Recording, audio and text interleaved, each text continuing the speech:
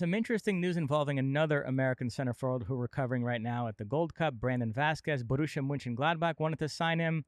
Now, that's a club that's better than Augsburg or Werder Bremen. That's a club that, when it's functioning properly as a top half of the table team, even flirts with top four in some seasons. They really wanted to sign him. They sent representatives to Cincinnati, went to his house to sell him on the project, and he was all set to go. But Cincinnati blocked the move. They want to hold on to him for the rest of the season. They just sold Brenner to Udinese. They didn't want to unload both those guys. Cincinnati atop the Supporters Shield standings. They have a chance to do great things. But you get into this thing where MLS is trying to embrace being a selling league. At the same time, you're balancing that with sporting ambitions and doing right by your fans. It's a tricky one. Vázquez reportedly is upset that Cincinnati is blocking this move. He wants to go.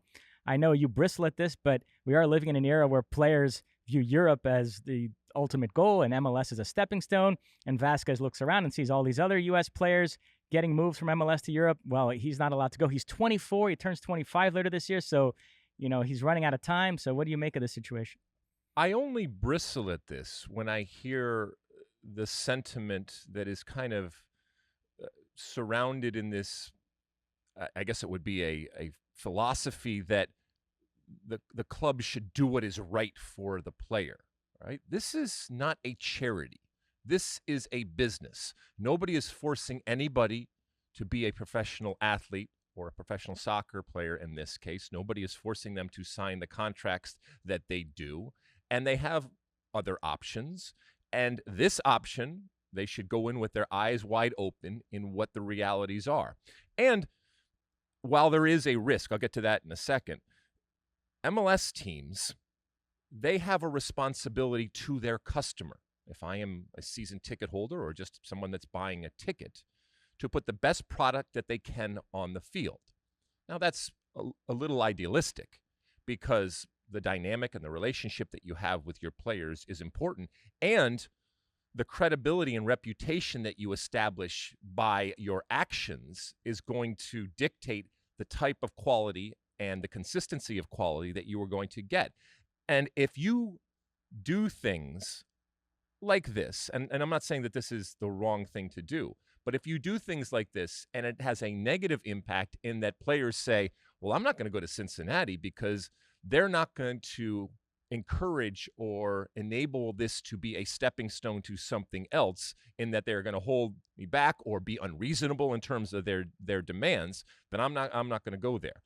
But there's also the other side, and the business side is, you're going to damn well, if this is going to happen, you're going to make sure that you get the money that you feel is equals the value of the player. And you're not going to do it at the expense of giving your customers the chance to see a winning and consistently successful team.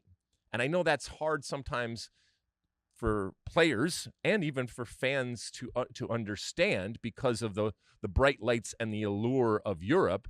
But we've gotten to a point now where teams can pick and choose. And just because a European team comes calling doesn't mean that teams can or should do it in that moment or at all. It might just not happen.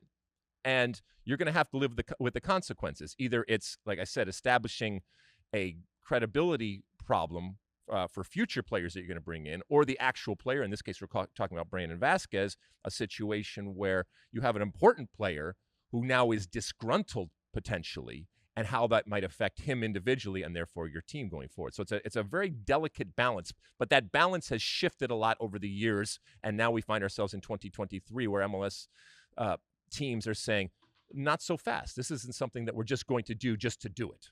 You like that clip? Well, my State of the Union podcast drops every week. Subscribe now on Apple Podcasts, Spotify, or wherever you get your podcasts. You like that clip? Well, my State of the Union podcast drops twice a week right here on my very own YouTube page. The only way to stay up to date is to hit that subscribe button down below. Size the day, and see you soon.